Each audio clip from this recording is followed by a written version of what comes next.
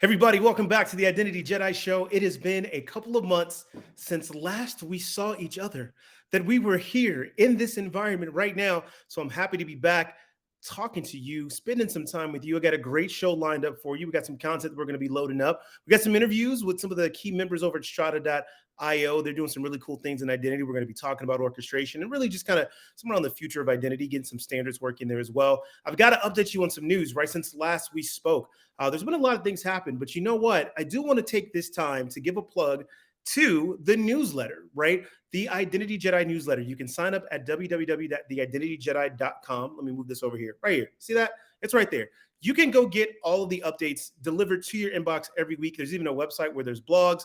We got guest blogs, everything that you kind of want going on around identity. Created a whole universe for you. Dare I call it the Identity Jedi universe?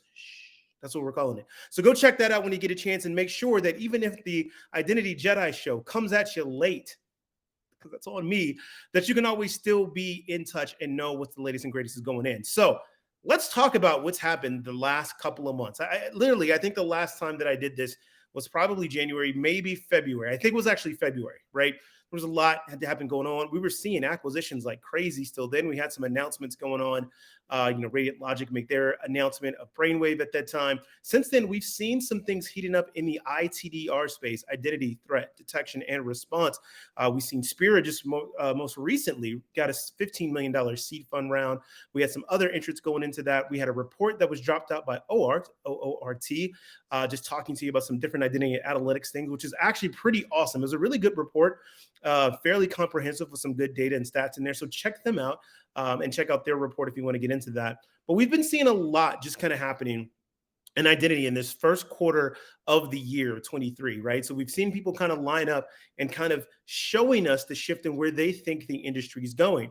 Some of the themes that I've seen, those obviously what I've been calling it operationalizing identity, or this ITDR type response, is like, we need to make all this identity data that we have siloed, and we need to make it more actionable. We need to move identity back to the kill chain, per se.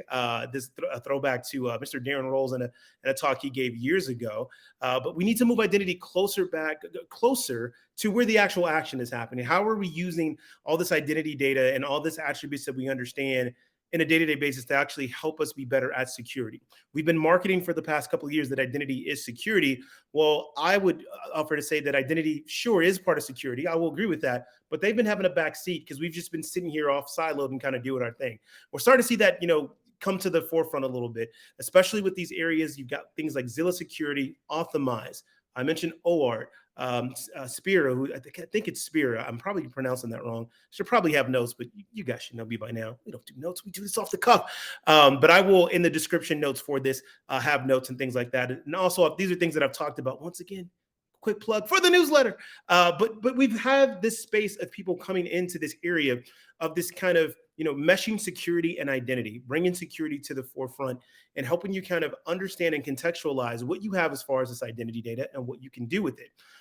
And then the bigger umbrella of that is the reason I would dare to say that we're seeing this is because as we're starting to take zero trust past the marketing phase and into the implementation phase, to truly have this, you need to have two things, right? You've got to be able to dynamically authenticate any identity that comes into your system at any time, right? Because again, the whole point of zero trust is there is no firewall, there is no known network, unknown network. It's just the internet. It's the network, right? So you want to log on and get access to an application or a service. I need to be able to identify who you are, and then I need to be able to dynamically authorize what you're allowed to do. And I need to be able to do this, as quickly and as often as possible. We're trying to move architectures and these digital security architectures to where they're much more fluid and really much more like how we operate in the daily basis, right? I've used this analogy so many times. So if you've heard it, you can kind of skip, past this part in the video. If not, the analogy I give is just like how we operate when somebody comes to your house, right? We do this every day. Somebody comes to your house, they knock at the door. Maybe in this day and age, they ring the doorbell, you have Ring or Vivint or something like that, and you see who it is. At that time, when you say, like, who is it? Who's coming to my house? You're authenticating this person. Great. Okay, I know who it is. It's my brother. All right, B, what's going on, man? Come on in. Right, I open the door. He comes in. It's my brother. I've known him for all of my life. He can come in. He can go to the refrigerator. He goes, I'm thirsty. I'm like, Go to the refrigerator. What you asking me for? I'm not about to serve you, family. You've been here before, right? Go to the refrigerator. You know where the bathroom is. You know where the pantry is. You want to cook something. Like, look, it's open. I don't need to. I've authenticated who you are. I know who you are, and because of that, I'm allowing you to do all these different things. Now, if it's not family, or it's a vendor. Let's say it's the pest control person. They're coming in to do pest control. They're not going in my refrigerator. I'm still going to authenticate them. Okay, pest control, welcome in. But what I'm doing now is I'm going to authorize every single room they're going to go into, right? You're here to do a specific job. So it's like, hey, we need to spray down the baseboards on the first level. Okay, just do the first level. I'm going to say, hey, upstairs is good. I don't need anything up there. So right there, what have I done? I've authorized you access to the main level of the house, but you don't have access to the second level, the bedrooms, the bathrooms up there. You don't have access to the refrigerator, the pantry, right? You have access to the baseboards on the first level. If there's something else you need to do, you need to ask. I will authorize you and give you that access, right? That's literally, when we talk about zero trust and implementation, how we have to move to. And to be able to do that, you've got to be able to get access to this information at any given time.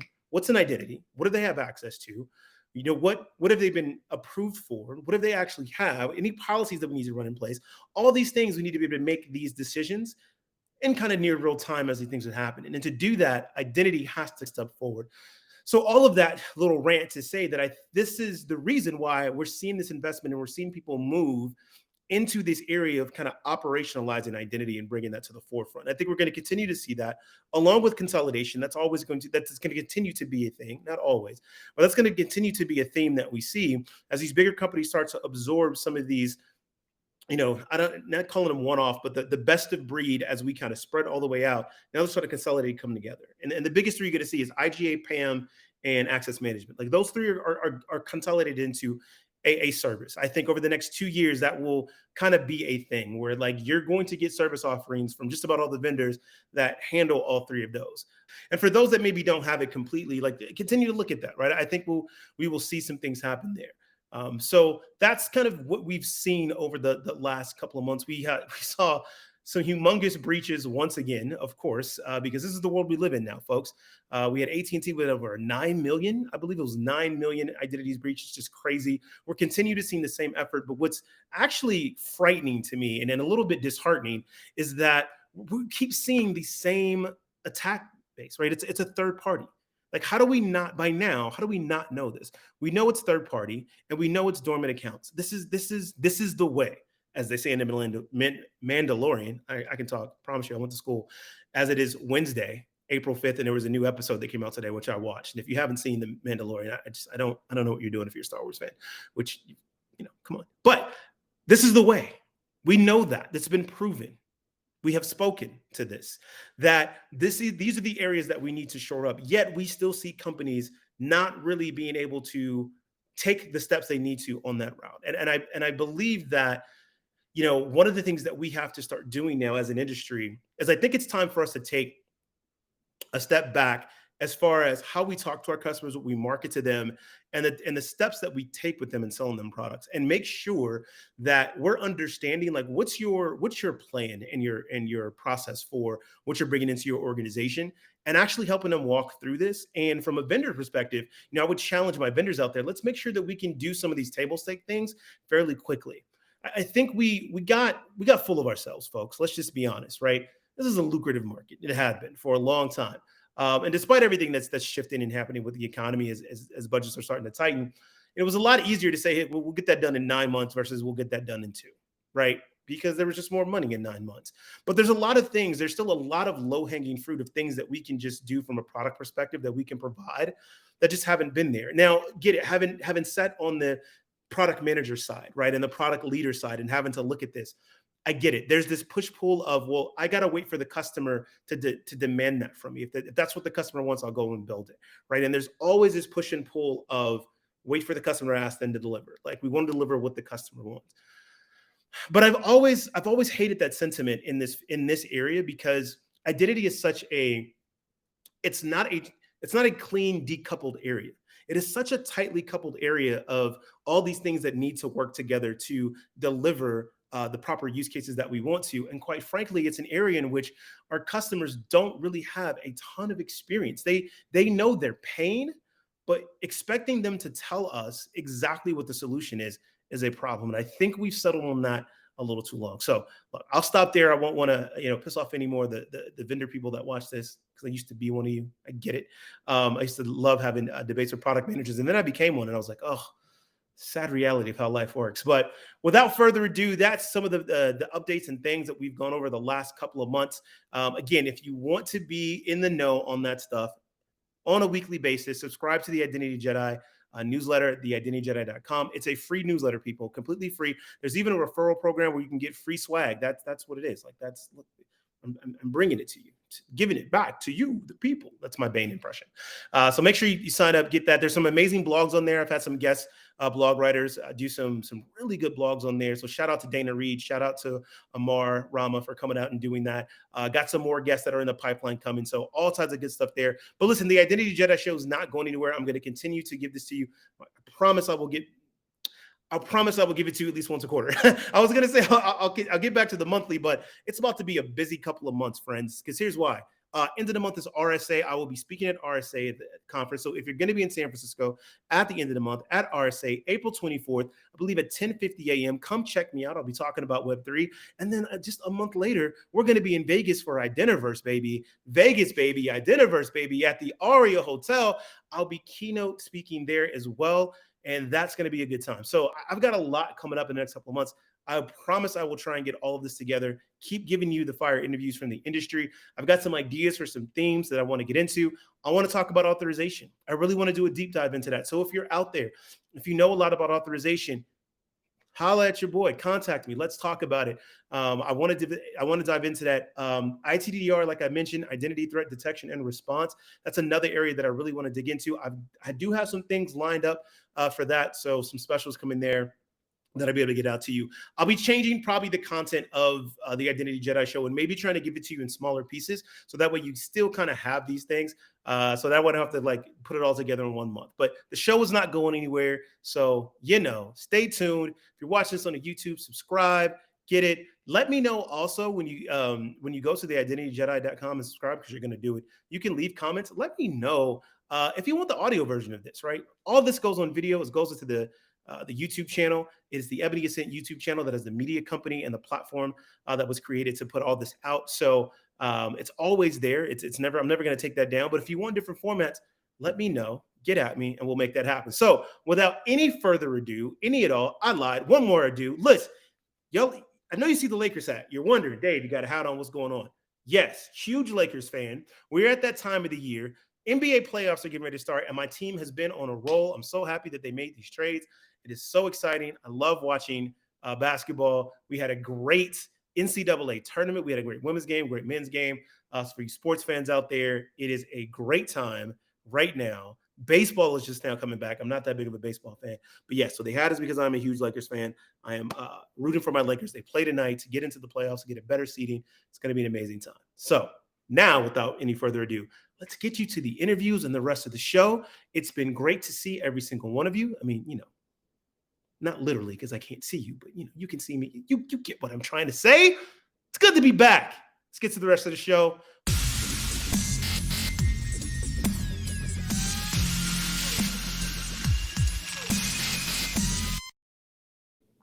All right, everybody, welcome back. Identity Jedi show. We've got a special guest. I can never actually remember how to pronounce your last name. So I know, obviously, I can pronounce your first name, which is Gerry. Is it Gebel or is it Gebel? You got it right. Yeah.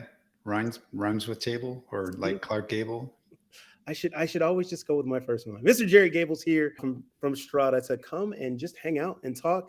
I am very intrigued about a lot of the stuff you guys got going on, specifically what you're doing with IDQL and the orchestration that you guys have and what that means. So I am ready to jump in and talk about that. But before we do that, I'll give you a chance to just introduce yourself to everybody and give a little brief history about identity and what you're excited about.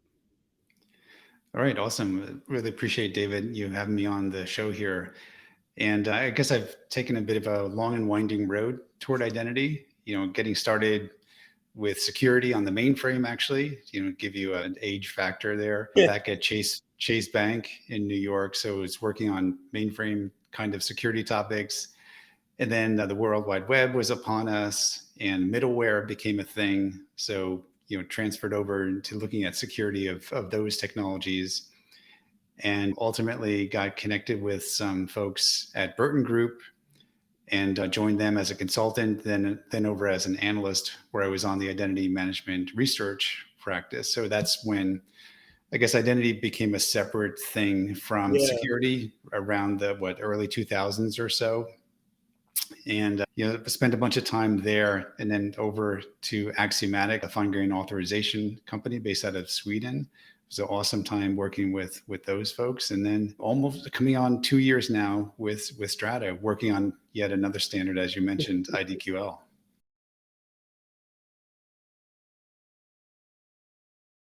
Awesome. Okay, so Axiomatics, fine grained authorization, and now kind of Strata and IDQL, and Strata being more identity orchestration, but with IDQL and I'm blanking on the orchestration engine that you guys have out. It's Hex something, right? Yeah. So IDQL is a format. Right. It's a format, a common format for defining access policies, and then Hexa has a policy orchestration engine. There we go. And so that's what I like to say brings it to life. It Right. shows you how you can take IDQL in one format and then translate it and orchestrate it to get it activated in a target system and translate it to that format, like Google, Amazon, Azure, OPA, Open Policy Agent. Right. And what's important to reinforce is that we are not replacing the runtime policy evaluation or enforcement, but rather we're dealing with the automation or the management of access policies. So you manage them in a single way, but yet distribute them out to the runtimes that an organization is using. Right. So I want to come back and dig into that, but let's go back from the beginning. So how did IDQL get birthed? Like take me to that day, right? Did you sit around the table? Is it I always like to bring it back to the future, the Doc Brown, right? Did you slip off the toilet, hit your head in the toilet, and go, wait, IDQL, this is it. Take me to that day when we're the decision that says, this is something we want to do and kind of create this and put this out to the industry. Sure.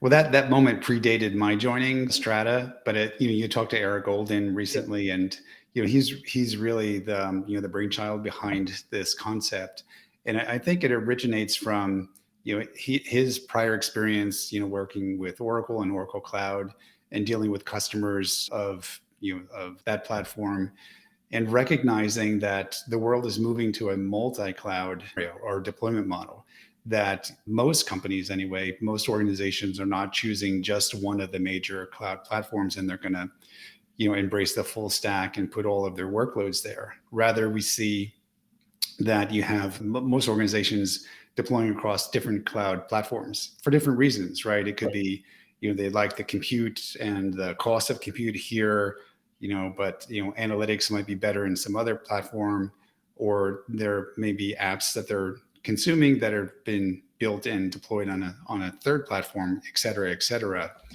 And when you look at the complexity of these environments and how difficult it is to manage them, that's really where the concept of IDQL and Hexa came into being.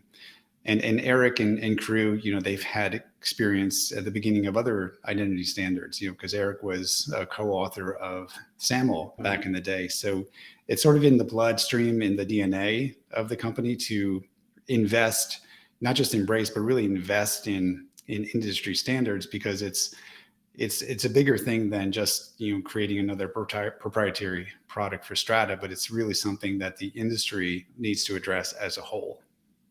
Right. Absolutely. So where does the standard sit as of today?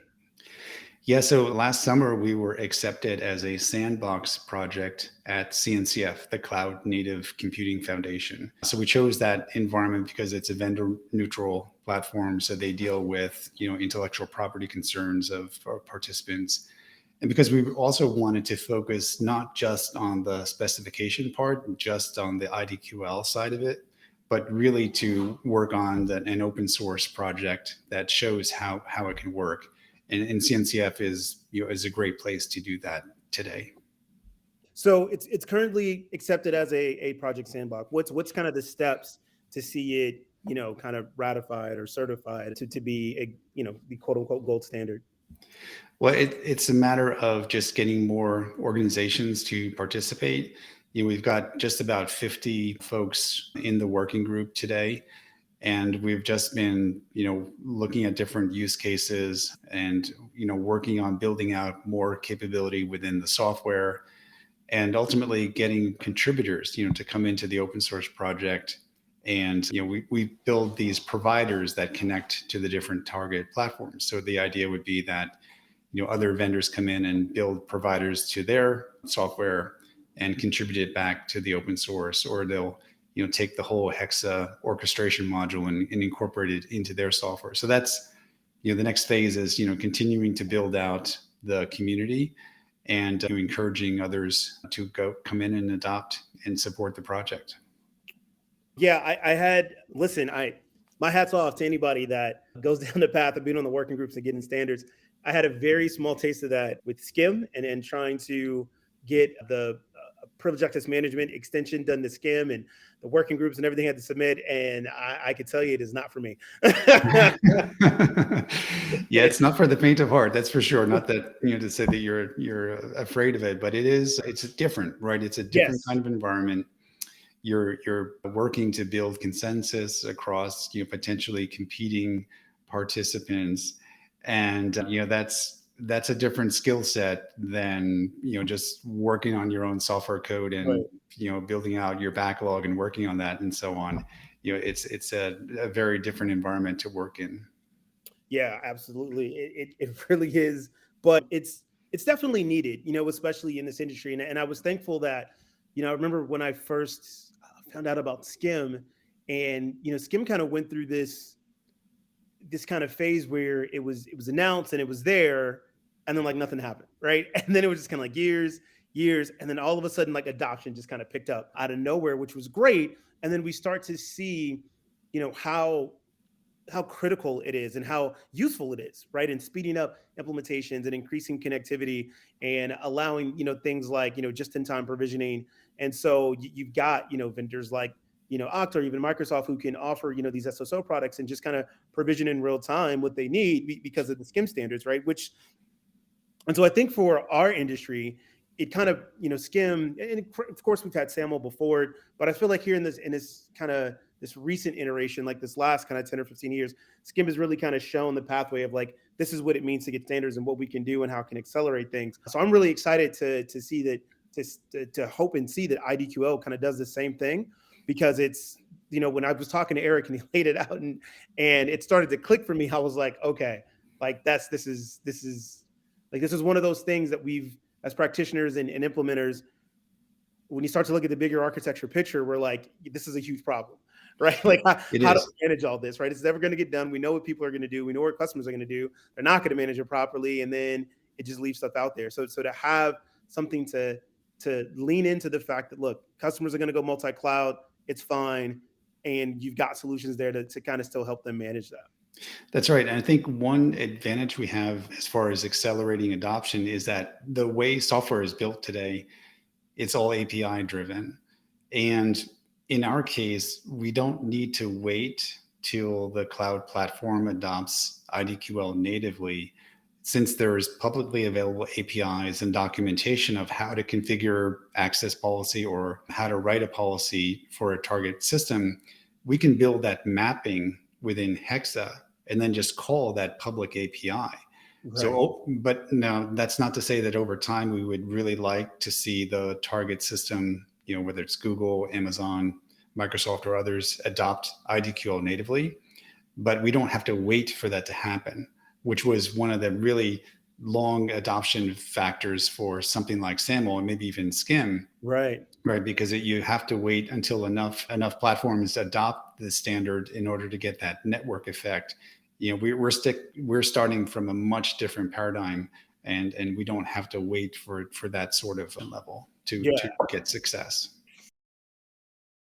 So one of the questions that came to me as I was, looking at IDQL, looking at Hexa, playing around with it, and it is on my list of things to do this month to create me a nice little sandbox, and I've got some use case ideas that I want to poke around with. What aspects or what aspects of the policy of IDQL apply to something like a sell point, like an IGA system, to where you see these, IGA systems that have their policies and don't implement SOD and things like that. They run a certification, and these are so completely far off than what's done at the actual authorization time and enforcement time. So is there paths for connectivity there to where not only you can manage across cloud providers, but you could also send this to like your IGA platforms as well? Yeah, I think there is a path there that makes sense. And I think it goes to the point you just made in that, if I can do a discovery of policies on a cloud platform that maybe is a deeper level than just, the account or the credential status of the individual user, but what policies are in effect on that platform. And then I can bring that into the IGA tool and do a much deeper analysis of who has access to what. I think that's a way that the IGA tools that are out there today could be even further enriched in the reporting that they're doing. Not necessarily that they would manage those policies, although that is certainly possible as well. But definitely their reporting and analytics could be that much better, I think. Yeah, definitely. I You see in this industry right now this move to really unlock a lot of the things that we have in our current kind of IAM stacks, right? Hmm. And so I hate to use the L word, right? Because vendors get very, very touchy when you want to call somebody legacy. But what I will say is the standard stacks that we see today, right? As we start to look at this newer age of IAM platforms that we're seeing, right? A big push towards analytics and really kind of unlocking some of this data. Like, here's all the information that you have within your SSO platform and the number of authentications and whether MFA is being used, and using that data to really show like this is what's going on in this identity system and here's these accounts, and really showing that in a visual way to really understand, okay, I'm doing all these things in identity. What does it really mean? So I think if there is a way that, with IDQL that, IGA systems can, again, get more analytics, like, because we're still struggling with that, the base question, who has access to what, right? Like But that is still very much, when you go to these organizations, a question that they still struggle to answer with any kind of clarity, right? It's better than it was before. At first, they would just look at us and go, I don't know. Now it's like, I kind of know, but I don't really know why. And I've got some of it. It's a picture, but it's not really clear. yeah, I get that too, because you may be able to say from the IGA tool that I'm in these groups, or I have these roles assigned to me. But then the next question is, okay, great. How are those groups or roles used within business applications? And that's, I think, something that an IGA tool typically does not have visibility into. But now if you use Hexa, I can go out and discover, okay, where are those groups or those roles or maybe other information, where is that used in a policy? And so then you can correlate that back to those, that user record Right. to enrich the reporting like we were talking about. Yeah. So what's next, right? For you, right? As head of standards in Strata, what's like the next big goal that you're trying to tackle?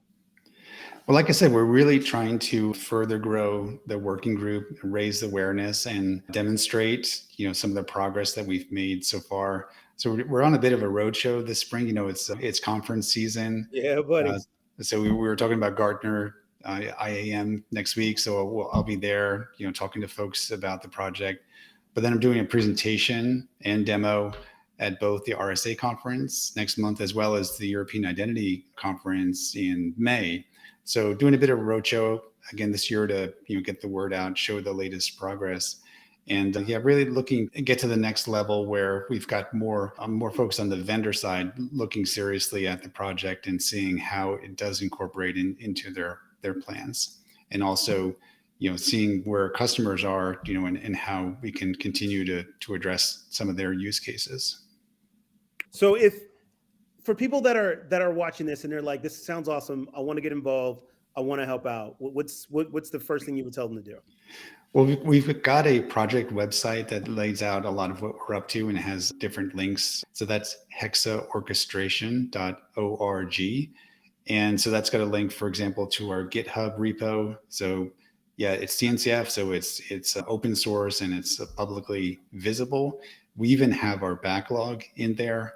So if you go into the repo, you can see the backlog of the things that we are working on right now. For example, at the moment, we're doing a bit of refactoring and cleanup of some of our infrastructure, because when we build the Hexa software and the demo environments, we have pipelines that deploy it out to Google and Amazon and Azure, and we support OPA as well. So we automate a lot of that, and so we're just doing some refactoring of that infra as we've learned some things over the past a year or so.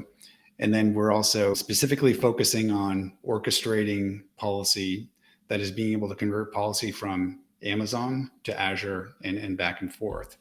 And so we've got a sort of an epic in the backlog that's focused on that.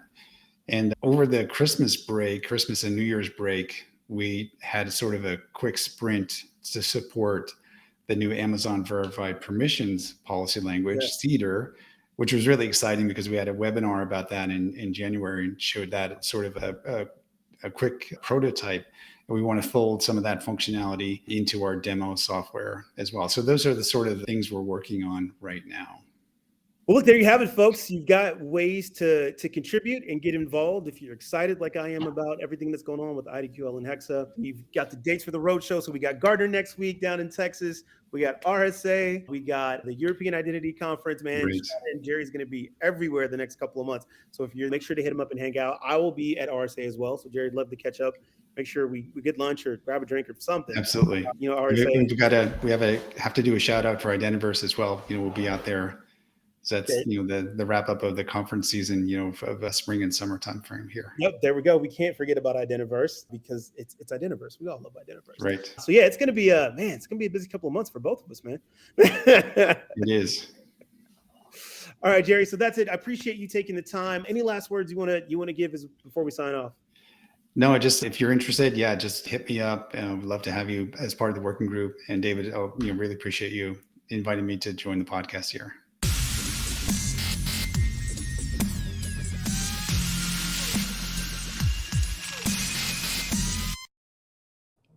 Hey everybody, welcome back to the Identity Jedi Show. Excited to have yet another. You guys are going to think that I'm like secretly working for this company because you've seen them so many times in the Identity Jedi Show, but I've just been lucky enough to get some of their time and talk with them. But today I've got the CTO of Strata.io, Mr. Topher Marie. Did I get that right? You got it. Oh man, I am on a roll. I'm like nailing names lately. I feel so proud of myself. But yeah, he's coming here to just come chat with us. We're gonna dive in, talk some identity, nerd out a little bit. So Topher, thanks so much for coming on. Thanks for having me. Really glad to be here. So just before we clicked the record button, we were talking about everybody's located, as most of you guys know, I'm in Atlanta and Topher's there in Denver, which I'm about ready to say, like, you guys are trying to become like the third Silicon Valley. I think like Austin was technically deemed the second.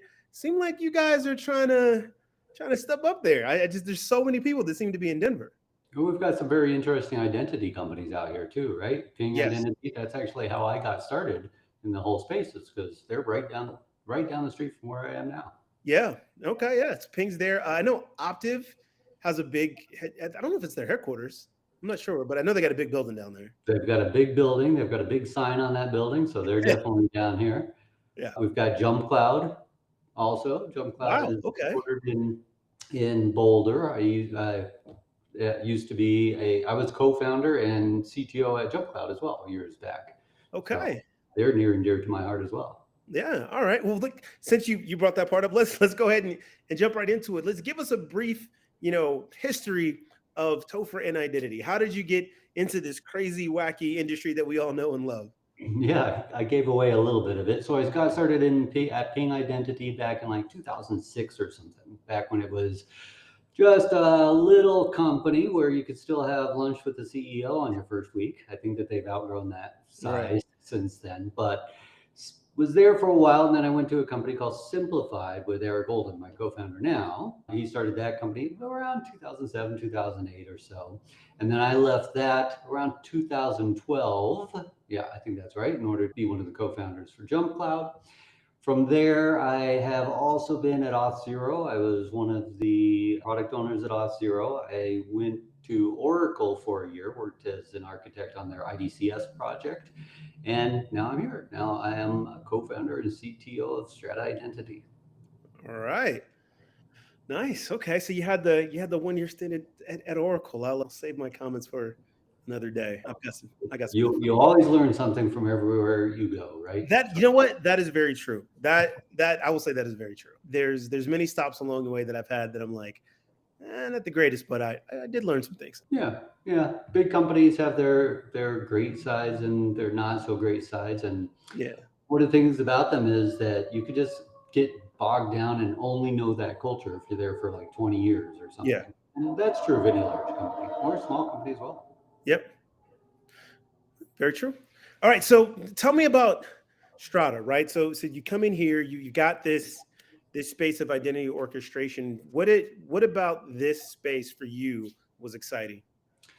Yeah, identity orchestration is very interesting to me, very exciting to me because there's so many companies doing so many interesting things, but no company does everything. No company, as hard as they try, they don't do everything that you want. Or even Right. if they do everything, it's not necessarily the best of breed. And even if they ever accomplish being best of breed, 5 years later, there's probably something that's coming out that's even more innovative or more interesting. So with identity orchestration, what I love about it is that you can choose the best of breed from all of these different identity adjacent products and make them work together and put them into your applications without having to do an application rewrite. Meet the customer where they are, or if you are an identity enterprise or an organization using identity, you can come in using identity orchestration, and wherever you are at that time, you can incrementally build and incrementally improve. Right. Absolutely. I've seen now the demo. So when I was at, Sexeta, there was a demo that it was with EY and Mhm. in Strata with, I think at the time it was like Sexeta, I think Okta was in there at some point. Like, so there was a couple of different technologies kind of integrated into that and into that Mhm. demo, which was the exciting thing for me, right? Like, I think even being on the vendor side, right? I've always still been an advocate of the customer, just having started as a consultant and working with customers for so long, right? I always tell the story. It was like I used to sit there and scream and curse at all the vendors when I read their documentation. I was like, why is this so hard? So I know their struggle. So seeing that is kind of really exciting the way you guys have positioned that. So from your perspective, when you guys looked at it, right? So this is, let's say it's day 2, right? You guys already came up with the idea. Eric called you. You're like, look, I'm in. Let's do this thing. So day 2, take us back there, and you're looking at like the stack and going, okay, how do we want to build this? What were your kind of first thoughts of like, how do we go about tackling this monster? Oh, that's a great question. So I think that for instance, we were just talking about Oracle, learning from a lot of the different places that I've been over years and years and decades now, I had the advantage of being able to choose some of the best of breed solutions in order to build the architecture for that. We have an interesting architecture where we allow our customers to run what we call the orchestrator, because in orchestration, we allow them to run our Mavericks orchestrator on premises, but do a lot of configuration if necessary to write what we call service extensions and have those service extensions. They're kind of equivalent to the Auth0 rules product if you're familiar with that. But instead of needing that to go through some SaaS platform, it can actually run on these orchestrators themselves. So that architecture really gives us a bite at the identity mesh or cybersecurity mesh architecture. If we want to go down that path, we really have a bite at all of the traffic that's running around inside the customers on premises or within their separate clouds as well. Or we can host these orchestrators too. So by having that architecture, we really give a lot of flexibility to the customers to meet whatever their identity needs are and be at the right place for that. Right. So let me make sure I got this clear. So you guys have your models, right? So you guys can host it, customer can run it in theirs, or you can kind of do like a hybrid mix, right? Yes. Awesome. Going forward, the complete flexibility there. I love it. So far, what have you guys seen as you looked at customers? As customers wanted to, because I feel like, let me give you some context behind this question. I feel like we're shifting. You've been now in the identity, around identity for a while. So is Eric, right? And I don't like to put the years out there because I don't like to admit to myself that I'm not as young as I used to be anymore. But in anything, right? We always see this shift, this pendulum shift, right? And I feel like the customers are shifting, right? We're seeing this shift back towards consolidation. but I also feel like there's this shift to kind of like, maybe not necessarily on-prem, but wanting to like really own it some more. That they're just like, hey, like this whole cloud thing, like we get it, we like it, but we still want some of that control. Like, so it's my bet, kind of some things that I'm seeing. What are you guys seeing from that aspect? Since you guys have these options, are you seeing customers more say, hey, thanks, we'll go run it? Or are you still seeing like, hey, cloud first, you guys run this and we'll worry about it later? I absolutely think that customers are moving towards we want to have our hands on the infrastructure, or at least have ability to do that. We're also seeing a lot of customers who have concerns about resiliency and have concerns about what happens when, God forbid, one of these cloud services goes down for even 5 minutes. That could be Right. disastrous if you're a company that's working retail and you're not able to do any checkouts at that period in time. At that period in time. So that's a very big concern, where we're seeing they want to put the orchestrators, they want to put our software actually on premises at these separate retail stores, retail outlets, or hospitals, all kinds of cruise ships, have all kinds of scenarios where, yes, cloud is great and you don't have to manage that infrastructure, but being disconnected in this disconnected mode is not something that's out of the question. And we can't just shut down our entire identity operation because one of the cloud services went down. From a strategic standpoint, right? I know you guys are still early on in getting out there, but where do you kind of see, and I'll phrase it this way. Where do you see Strata growing to? And then in the context of like where you see identity going, right? Because, and the reason I want to frame it that way, because I really, when I talk with Eric, I really see you guys as one of those technologies as like, you're at the tip of the spear as if we're moving this evolution of identity, right? We're trying to get people to think of identity in a different way, and it's growing as we have all these things. And so it takes, sometimes newer technology, newer companies to kind of help guide there. And I really think you guys are there. So that aspect, like where do you see strategically, right, Strata going and some of the things that you want to accomplish and do? Yeah, that's great. I like that you see us that way, because I see us that way too. I think that where I would like to move strategically, as not just this company, but kind of as the entire identity ecosystem, is to think about what we are doing with lock-in, and think about what we're doing with trying to have one identity to rule them all, and all of these things that are not necessarily healthy for our ecosystem. What I would like to do is to make it more of a plug and play, where we can say, all right, so Sexeta doing great things around authorization and identity proofing. And here's this other company that does the best of breed with second factor. And here's where I want to store my identities. And actually, here's 2 or 3 different places that I want to store my identities. It makes sense for me to have my SIAM at Okta, and it makes sense for me to have my employee identity at Azure. So how can we make it so that just one of those is not the answer, because that's not the best for the consumer? So give me your take on, obviously I had a chance to talk to Gerry about, IDQL and going with Hexa. And I just want to get like your take on that and where you see that having an impact on the industry. Yeah, that's a very interesting thing too. So Hexa and IDQL being identity query language, where what we're talking about is we've got these policies that are stuffed in all of these different organizations. Like maybe you've got some rules that are in SiteMinder, and you've got some other policies that are living over, well, you laugh, but I know. that makes you laugh or cry.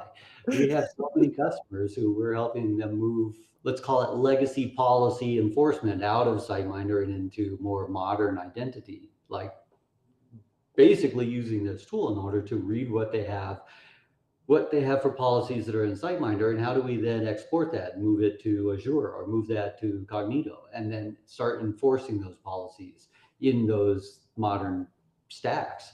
I think that that's very interesting. It's very healthy. Again, I'm not a lock-in kind of guy. Yeah. I know that there has to be evolution, and the lock-in prevents and stunts that evolution over time. So as we're able to help our customers and the ecosystem in general with moving these things that are locked into one place or the other, I think that that's nothing but great.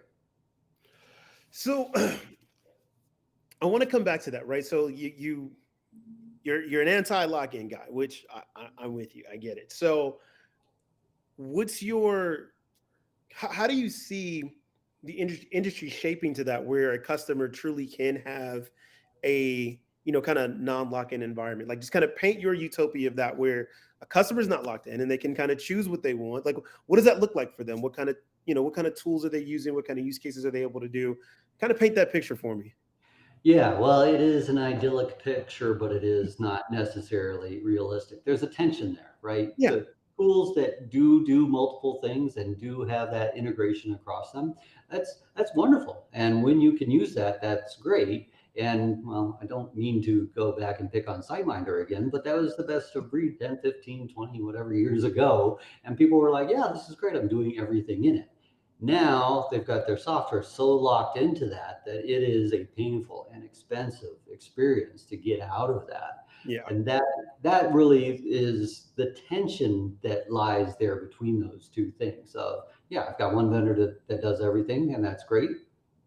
Versus, I know I have fallen for this several times. I think most of us have, where you go in and then you need to make a change a few years later or even a decade later, and it's almost impossible to do. So that's really what we're trying to accomplish, is say, here's additional tools where you can almost have an abstraction layer on top of it, so that you don't lock yourself into something, that you do let yourself use the best practices, and that you can treat these things as pluggable, almost modules. Move one thing in, move something else in, try it out and see how it works for your organization, and then swap it back if it doesn't. Okay, so we'll start to wrap up here. We're gonna fast forward, right? So we're gonna jump into the future, Topher. So I'm gonna ask you to put on take out your crystal ball, right? And we're gonna look into the future together here, right? So we're gonna fast forward 5 years, right? And for you, 5 years from now, where is the industry and where is Strata in the industry? Oh man, where do I hope it will be, or where do I think it might be? We're seeing a lot of consolidation happen right now, which is again antithetical to what I think that the industry actually needs. So my hope is that there's a lot of innovative companies out there doing new things and doing maybe the old things in better ways, and not getting us locked into 2, 3 behemoths that own everything and that just don't interact well with each other, and your company has to choose one or the other. And then if you acquire a company that uses the other one, huge expense in order to swap between one of the big named companies. So that's my fear. But where I hope is that we're not like that we encourage the interoperability with all of these identity systems and all of the adjacent technologies to identity, and that we encourage better and better practices about, hey, don't try to put this into another walled garden, but instead open it up and let's have a community of great standards and great interoperability. I like it. I think we'll be there, right? I think we're going to get. I agree with you. Consolidation's happening. We're just seeing it, and I think there's still enough of us around we've seen this before. We saw this movie, and we saw some of these companies try that, and we saw how it ended. And so I think there's still enough of us around that even though there's some consolidation, I think it's going to happen a little differently. I'm interested to see how standards play into this. The last time we kind of saw this big consolidation, we really didn't have a whole lot of standards. We had SAML. Was really about it, right? We've got Skim now, we've got SAML, we've got FIDO, what they're doing, we've got hopefully IDQL continues to take off, right? And so we're going to have this area where there's a lot more standards and ability to do some of these things and be interoperable. So that way, even if some behemoths do arrive, hopefully we can lead them towards building on some standards so they're not quite as locked in there. So yeah, I'm going to be with you. I'm going to be hopeful. I think it'll happen. Yeah, let's fight for it. Hey, look, I'm all up for a good fight. Like, that is why my other name is Chief Troublemaker, because I love to make trouble, because it's fun. Good trouble. Right. Always got to be in good trouble. All right, Topher. Well, look, man, that's it. I appreciate you taking time, coming out and hanging out in the pod and discussing some things. I look forward to seeing more things that you guys are doing over at Strata. And we're talking earlier, I'll miss you guys at Gartner, but see you guys at Identiverse. Are you guys doing anything in RSA? Yeah, we'll be there too. Okay, well then, look, I'll see you guys in April. RSA, and I'll come by the booth, take a picture, put it out on the socials for the people.